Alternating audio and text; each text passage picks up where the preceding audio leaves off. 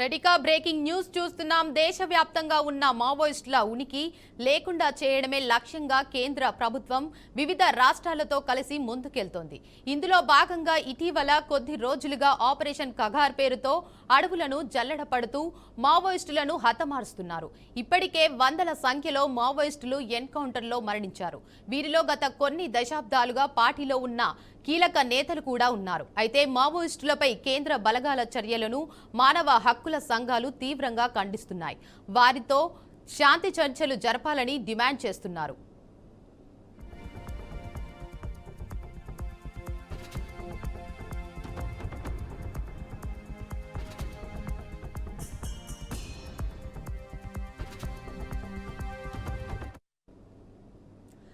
కేంద్ర ప్రభుత్వం మాత్రం ఏమాత్రం తగ్గకుండా మావోయిస్టుల ఏరివేతే లక్ష్యంగా ముందుకు సాగుతుంది.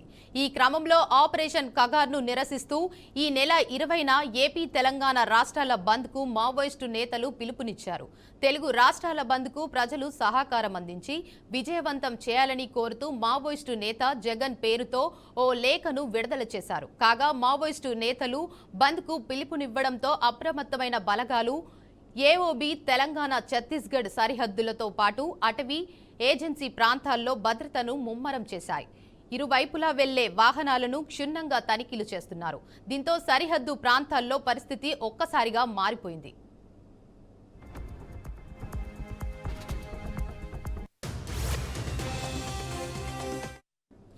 దీనిపై మరింత సమాచారాన్ని మా ప్రతినిధి రాజేంద్ర అందిస్తారు. చెప్పండి రాజేంద్ర. దేవిక, ఏజెన్సీ ప్రాంతాల్లో గత కొద్ది నెలలుగా తూటాల వర్షం కురుస్తుందని చెప్పవచ్చు. ఎందుకంటే ప్రధానంగా మావోయిస్టుల ఏరివేతే లక్ష్యంగా కేంద్ర ప్రభుత్వం తీసుకున్నటువంటి చర్యల వలన ప్రతినిత్యం ఏదో ఒక ప్రాంతంలో ఎన్కౌంటర్ సంఘటనలు జరుగుతుండటంతో అనేక మంది మావోయిస్టులు మృత్యువాత పడుతున్నారు. ప్రధానంగా తెలంగాణ సరిహద్దులో ఛత్తీస్గఢ్, ఒడిశా, జార్ఖండ్ రాష్ట్రాల్లో మావోయిస్టుల ఏరివేతకు ముమ్మరి చర్యలు చేపట్టారు. గత కొద్ది నెలలుగా వందల సంఖ్యలో మావోయిస్టులు మృత్యువాతకు గురయ్యారు. అయితే ఉమ్మడి ఖమ్మం జిల్లాలోని భద్రాద్రి కొత్తగూడెం జిల్లాలో గడిచిన 5 నెలల కాలంలో 276 మంది మావోయిస్టులు పోలీసులు ఎదుట లొంగిపోయారు. వరుసగా జరుగుతున్న ఎన్కౌంటర్ల నేపథ్యంలో భయభ్రాంతులు గురికావడంతో పాటు అక్కడ ఉన్న పరిస్థితులు మావోయిస్టులు జనజీవన స్రవంతిలో కలుస్తున్నారని పోలీసు వర్గాలు చెబుతున్నాయి. ఇదే నేపథ్యంలో తెలంగాణ ప్రభుత్వం అమలు చేస్తున్న చేయూత ఆపరేషన్ కార్యక్రమానికి ఆకర్షితులై మావోయిస్టులు లొంగుబాటు పర్వం పట్టారని భద్రాద్రి కొత్తగూడెం జిల్లా ఎస్పీ రోహిత్ రాజు ఇటీవల వెల్లడించిన పరిస్థితి నెలకొంది. ఛత్తీస్గఢ్ ప్రాంతంలో గతంలో ఉన్న మావోయిస్టుల సంఖ్య క్రమంగా తగ్గిపోతుంది. ఒకప్పుడు దేశంలోని 23 రాష్ట్రాల్లో మావోయిస్టుల ప్రాబల్యం ఉండగా అది క్రమంగా ప్రస్తుతం 9 రాష్ట్రాలకే పరిమితమైందని కేంద్ర ప్రభుత్వం ఇప్పటికే పలు సందర్భాల్లో పేర్కొన్న పరిస్థితి ఉంది. ఇటీవల కాలంలో మావోయిస్టుల ఏరివేత లక్ష్యంగా కేంద్ర ప్రభుత్వం ఆపరేషన్ కగార్ను అమలు చేస్తూ మావోయిస్టులను ఎన్కౌంటర్లలో హతమారుస్తున్న సందర్భాలు అధికమయ్యాయి. అగ్రనేతలతో పాటు ఆ జోనల్ కార్యదర్శులు, నాయకులు, దళ కమాండర్లు కూడా పెద్ద సంఖ్యలో మృత్యువాతకు గురయ్యారు. వీటన్నిటిని దృష్టిలో పెట్టుకుని కమ్యూనిస్టు పార్టీ శాంతి చర్చలకు సిద్ధమైనప్పటికీ కేంద్ర ప్రభుత్వం మాత్రం ససేమిరా అంటుంది. శాంతి చర్చలు జరపాలని, ఇటువంటి ఎన్కౌంటర్లు నిలిపివేయాలని పౌర హక్కుల సంఘాలతో పాటు విప్లవ పార్టీల సంఘ నాయకులు కూడా పదే పదే పేర్కొంటున్నప్పుడు కూడా కేంద్ర ప్రభుత్వం మాత్రం సుముఖంగా కనిపించకపోగా కగార్ ఆపరేషన్ మాత్రం మరింత ముమ్మరం చేసింది. ఈ నేపథ్యంలోనే ఛత్తీస్గఢ్, తెలంగాణ, ఆంధ్రప్రదేశ్, జార్ఖండ్, ఒడిశా రాష్ట్రాల్లో మాత్రం వ్యూహాత్మకంగా వేలాది మంది పోలీస్ బలగాలు మోహరించి నక్సల్ స్థావరాలపై మెరుపు దాడులు నిర్వహిస్తూ నక్సల్స్ ఏరివేసే కార్యక్రమాలను కొనసాగింప చేస్తున్నారు. ఇప్పటికే అటవీ ప్రాంతాల్లో ఆకు కదిలితే భయంగా ఉన్న పరిస్థితి నెలకొంది. మావోయిస్టులు కూడా సురక్షిత ప్రాంతాలకు వెళుతున్నప్పటికీ హెలికాప్టర్ల ద్వారా, డ్రోన్ల ద్వారా మావోయిస్టు స్థావరాలు గుర్తించి అక్కడ ఆపరేషన్ చేయడంతో అనేక మంది మావోయిస్టులు నెలకొరుగుతున్న పరిస్థితి కొనసాగుతుంది. కగార్ ఆపరేషన్ నిలిపివేయాలని మావోయిస్టు పార్టీ ఇటీవల ఛత్తీస్గఢ్ రాష్ట్రంలో బంద్ పిలుపునిచ్చింది. అక్కడ విజయవంతమైంది. ఈ నేపథ్యంలోనే అటు ఆంధ్రప్రదేశ్, తెలంగాణ రాష్ట్రాల్లో కూడా ఈ నెల 20వ తేదీన బంద్ పాటించి సహకరించాలని మావోయిస్టు నేత విడుదల చేసిన జగన్ తన ప్రకటనలో పేర్కొన్నారు. ఈ సందర్భంగా పోలీస్ బలగాలు మాత్రం అప్రమత్తమై సరిహద్దు ప్రాంతాల్లో మరింత ముమ్మరంగా ప్రతి వాహనాన్ని తనిఖీ చేస్తూ మావోయిస్టుల కదలికలపై ప్రత్యేకంగా నిఘా పెట్టారు. ఇప్పుడు తెలంగాణ బార్డర్లోని చెర్ల కుంట ప్రాంతంలో ప్రత్యేక పోలీస్ బృందాలు పహారా కాస్తూ తెలంగాణ రాష్ట్రంలోకి వచ్చే ప్రతి వాహనాన్ని కూడా నిశ్చితంగా తనిఖీ చేస్తున్నారు. మరోవైపు ఆంధ్ర ఏఓబి ప్రాంతంలో కూడా ముమ్మర తనిఖీ కార్యక్రమాలు నిర్వహింప చేస్తున్నారు. ఏది ఏమైనా 20వ తేదీ అనేది టార్గెట్ గా పెట్టుకున్న మావోయిస్టులు ఆ సందర్భంగా ఏదైనా అవాంఛనీయ సంఘటన పాల్పడే అవకాశం ఉంటుందని కూడా పోలీసు అధికారులు భావిస్తుండటంతో ముందస్తు చర్యలను చేపడతారు. ఇప్పటికే భద్రతా బలగాలు పెద్ద మొత్తంలో ఇటు Telangana border, AP border, Chhattisgarh border లో కూడా మోహరించి నక్సల్స్ ఏరివేత కార్యక్రమం నిర్వహిస్తున్న నేపథ్యంలోనే తాజాగా మావోయిస్టు నేత జగన్ ఏదైతే ప్రకటన విడుదల చేశారో దీంతో పోలీసు అధికారులు మరింత అప్రమత్తమై అదనపు బలగాలను అటవీ ప్రాంతానికి తరలింప చేస్తున్న పరిస్థితి కనిపిస్తుంది. ఒకవైపు నక్సల్స్ కోసం జల్లెడ కొనసాగిస్తున్న పోలీస్ అధికారులు తాజాగా వెలువడిన ప్రకటన నేపథ్యంలో మరింతగా అలర్ట్ అయ్యి 20వ తేదీన బంద్ను విఫలం చేసేందుకు కూడా విస్తృతంగా ప్రయత్నాలు చేస్తున్న పరిస్థితి కనిపిస్తుంది.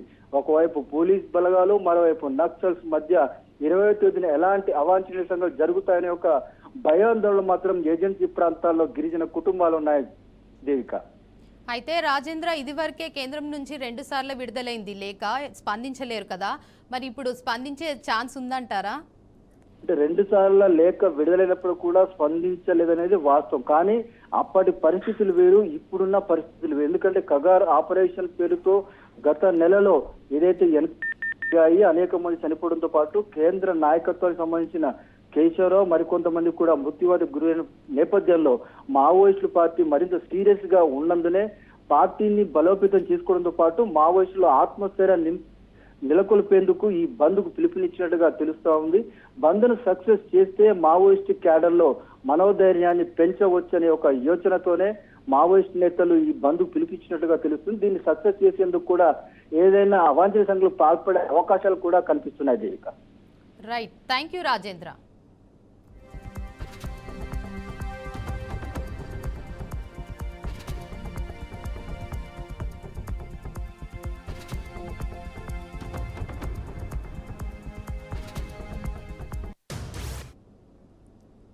శ్రీ సత్యసాయి జిల్లా గాండ్లపెంట మండలం గొడ్డవెలుగుల పంచాయతీలో వైసీపీ నేత అరెస్ట్ అయ్యారు. గొడ్డవెలుగులలో అభివృద్ధి పనులకు ఏర్పాటు చేసిన శిలాఫలకాన్ని ధ్వంసం చేసిన కేసులో గాండ్లపెంట మాజీ ఎంపీపీ జగన్ను అరెస్టు చేసి రూరల్ పోలీసు స్టేషన్కు తరలించారు.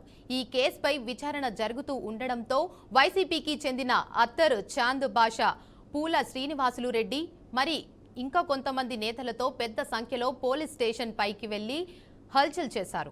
పోలీసులతో వాగ్వాదానికి దిగారు. నిందితులను విచారిస్తుంటే పోలీస్ స్టేషన్ పైకి పెద్ద సంఖ్యలో అత్తర్ చాంద్ బాషా అనుచరులతో రావడం పట్ల పోలీసులు ఆగ్రహం వ్యక్తం చేశారు. అనంతరం అక్కడి నుండి వైసీపీ నేతలు మెల్లగా జారుకున్నారు.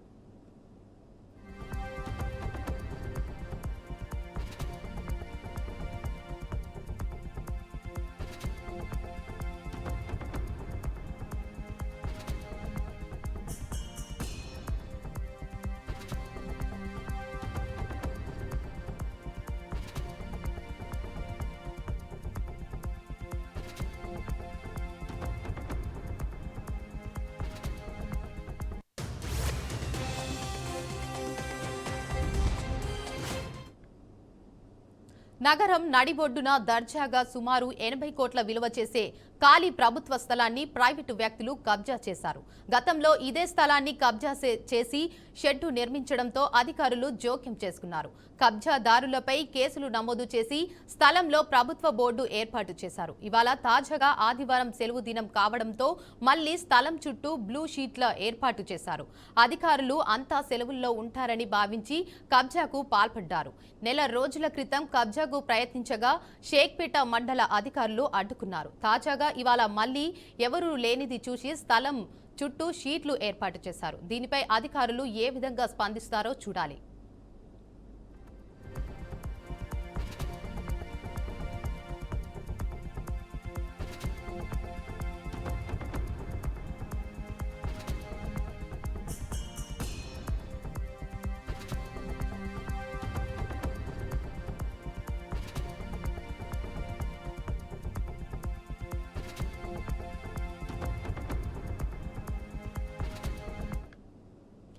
నగరం నడిబొట్టున దర్జాగా సుమారు 80 కోట్ల విలువ చేసే ఖాళీ ప్రభుత్వ స్థలాన్ని ప్రైవేటు వ్యక్తులు కబ్జా చేశారు.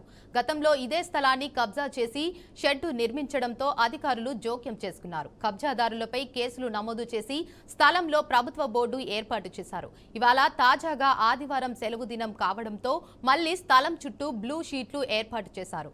అధికారులు అంతా సెలవుల్లో ఉంటారని భావించి కబ్జాకు పాల్పడ్డారు. నెల రోజుల క్రితం కబ్జాకు ప్రయత్నించగా షేక్పేట మండల అధికారులు అడ్డుకున్నారు. తాజాగా ఇవాళ మళ్లీ ఎవరూ లేనిది చూసి స్థలం చుట్టూ షీట్లు ఏర్పాటు చేశారు. దీనిపై అధికారులు ఏ విధంగా స్పందిస్తారో చూడాలి.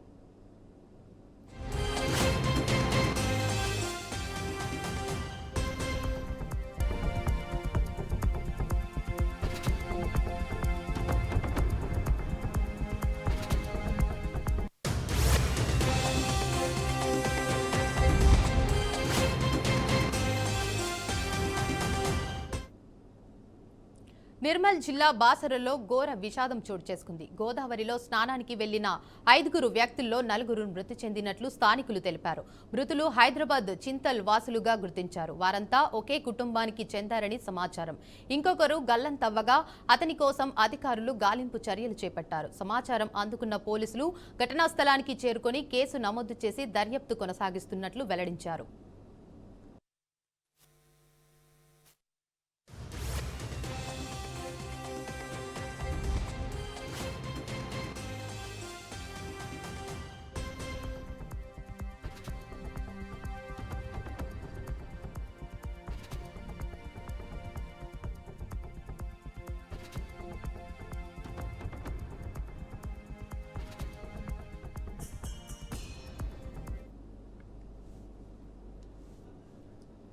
బ్రేకింగ్ న్యూస్ చూస్తున్నాం. నిర్మల్ జిల్లా బాసరలో ఘోర విషాదం చోటు చేసుకుంది. గోదావరిలో స్నానానికి వెళ్లిన 5 వ్యక్తుల్లో 4 మృతి చెందినట్లు స్థానికులు తెలిపారు.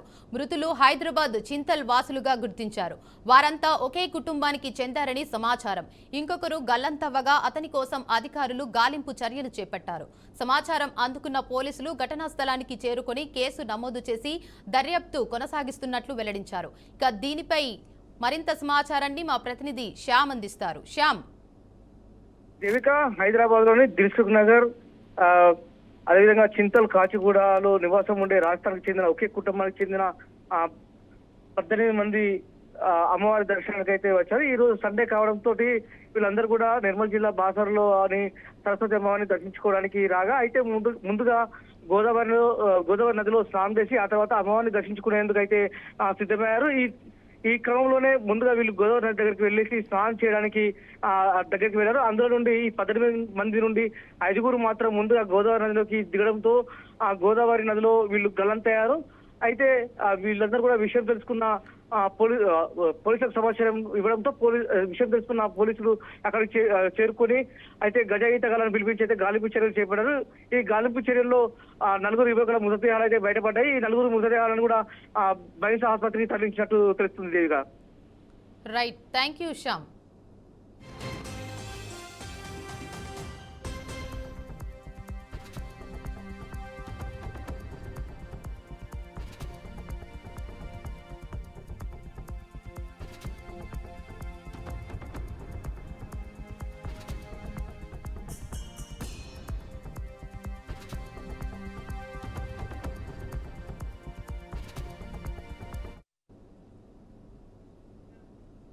అహ్మదాబాద్లో 3 రోజుల క్రితం జరిగిన విమాన ప్రమాదంలో ప్రాణాలు కోల్పోయిన గుజరాత్ మాజీ ముఖ్యమంత్రి విజయ్ రూపానీ మృతదేహాన్ని గుర్తించారు. రూపానీ రక్త సంబంధీకుల డిఎన్ఏతో ఘటనా స్థలంలో సేకరించిన శరీర భాగాల డిఎన్ఏ మ్యాచ్ అయింది. కాసేపటి క్రితం డిఎన్ఏ టెస్టుకు సంబంధించిన ఫలితాలు వచ్చాయి. రూపానీ మృతదేహం గుర్తించిన అధికారులు ఆదివారం మధ్యాహ్నం ఆయన కుటుంబ సభ్యులకు అప్పగించారు. రాజ్కోట్లో ఆయన అంత్యక్రియలు నిర్వహించేందుకు ఏర్పాట్లు చేస్తున్నారు. గుజరాత్ రాష్ట్ర ప్రభుత్వ లాంఛనాలతో రూపానీ అంత్యక్రియలు జరగనున్నాయి.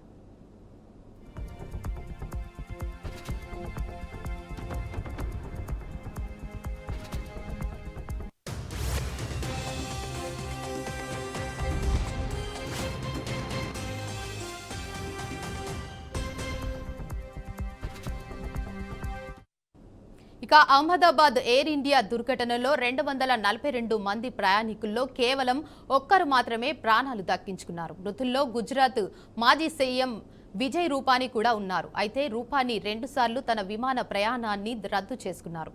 కానీ మూడోసారి మాత్రం ప్రమాదంలో మరణించారు.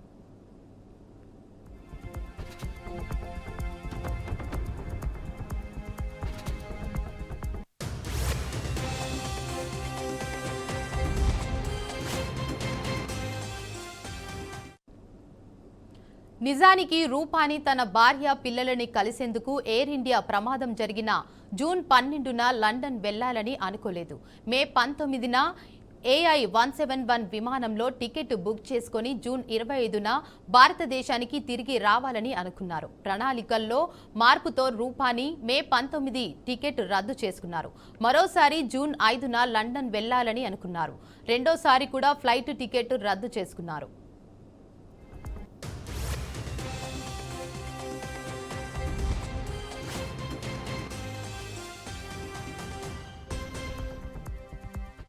చివరకు జూన్ 12న ఎయిర్ ఇండియా AI-171లో సీటు నంబర్ 2D బుక్ చేసుకున్నారు. ఈ విమానం టేకాఫ్ అయిన ఒక నిమిషంలోపే కూలిపోయింది. 1206 నెంబర్ని రూపానీ లక్కీ నెంబర్గా భావిస్తారు. జూన్ 12న ప్రమాదంలో మరణించారు. చివరకు లక్కీ నెంబర్ కూడా ఆయనను విధి నుంచి తప్పించలేకపోయింది.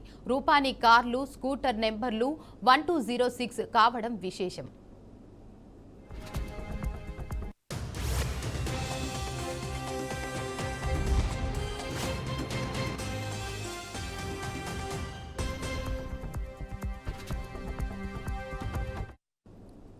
కాగా ఇప్పటి వరకు ఈ ప్రమాదంలో మృతుల సంఖ్య మొత్తం 279కి చేరింది. విమాన ప్రమాదంలో విజయ్ రూపానీతో పాటు ఆ విమానంలో ఉన్న 241 మంది ప్రాణాలు కోల్పోయారు. రమేష్ విశ్వాస్ అనే ఒక వ్యక్తి మాత్రమే గాయాలతో బయటపడ్డారు.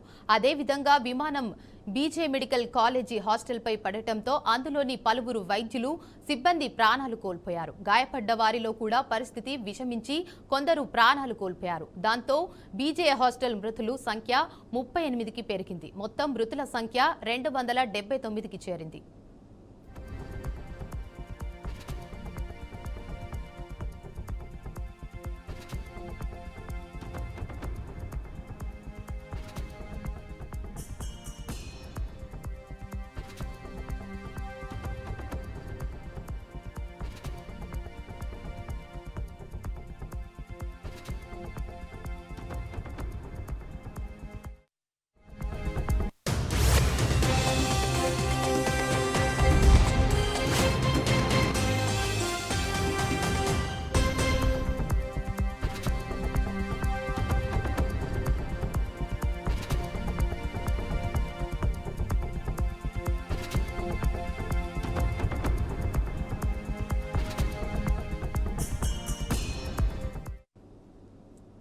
బ్రేకింగ్ న్యూస్ చూస్తున్నాం. నిర్మల్ జిల్లాలో మాజీ ఎంపీపీ కిడ్నాప్ కలకలం రేపింది. మామడ మండల మాజీ ఎంపీపీ జిల్లా కేంద్ర సహకార బ్యాంకు డైరెక్టర్ బీఆర్ఎస్ నాయకుడు చిక్యాల హరీష్ కుమార్ ను దుండగులు కిడ్నాప్ చేశారు. శనివారం అర్ధరాత్రి 2 గంటల సమయంలో పాన్కల్లోని హరీష్ నివాసానికి కారులో వచ్చిన గుర్తు తెలియని వ్యక్తులు అతడిని బలవంతంగా తీసుకువెళ్లారు. ఈ క్రమంలో మెదక్ జిల్లా తూఫ్రాన్ టోల్గేట్ వద్ద చాకచక్యంగా తప్పించుకున్న హరీష్ పోలీసులను ఆశ్రయించారు. కిడ్నాప్ పై మామడ పోలీసులకు తూఫ్రాన్ పోలీసులు సమాచారం అందించారు. ఆయనను నిర్మల్కు తీసుకువచ్చిన తర్వాత వివరాలు వెల్లడించనున్నారు.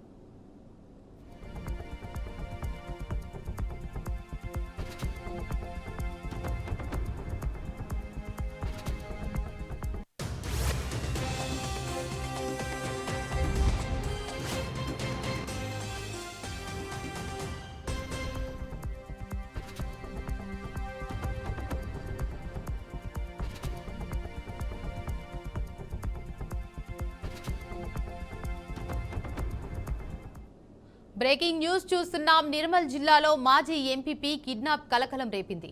మామడ మండల మాజీ ఎంపీపీ జిల్లా కేంద్ర సహకార బ్యాంకు డైరెక్టర్ బీఆర్ఎస్ నాయకుడు చిక్యాల హరీష్ కుమార్ ను దుండగులు కిడ్నాప్ చేశారు. శనివారం అర్ధరాత్రి 2 గంటల సమయంలో పాన్కల్లోని హరీష్ నివాసానికి కారులో వచ్చిన గుర్తు తెలియని వ్యక్తులు అతడిని బలవంతంగా తీసుకెళ్లారు.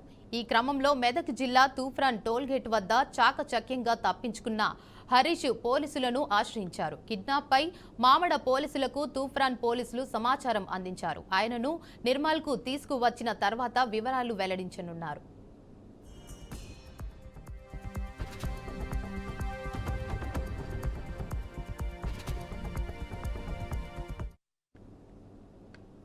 నోబెల్ గ్రహీత విశ్వకవి రవీంద్రనాథ్ ఠాకూర్ పూర్వీకులకు చెందిన ఎస్టేట్ను మంగళవారం బంగ్లాదేశ్లో మూకలు ధ్వంసం చేశాయి. అక్కడి ఎస్టేట్లోని మ్యూజియంని సందర్శకుల కోసం తెరిచి ఉంచుతారు. సిరాజ్గంజ్ జిల్లాలోని ప్రస్తుతం మ్యూజియంగా ఉన్న ఇంటిపై దాడి జరిగింది. ఆదివారం ఒక సందర్శకుడు మ్యూజియం సిబ్బందికి పార్కింగ్ ఫీజు విషయంలో జరిగిన వివాదం తర్వాత ఒక గుంపు దాడికి పాల్పడింది. సందర్శకుడిని నిర్బంధించిన తర్వాత దాడి జరిగినట్లు ఆరోపణలు ఉన్నాయి. ఈ సంఘటన ప్రజల్లో ఆగ్రహానికి కారణమైంది. దీంతో ఒక గుంపు ఆవరణలోకి చొరబడి మ్యూజియం ఆడిటోరియంపై దాడులకు పాల్పడింది.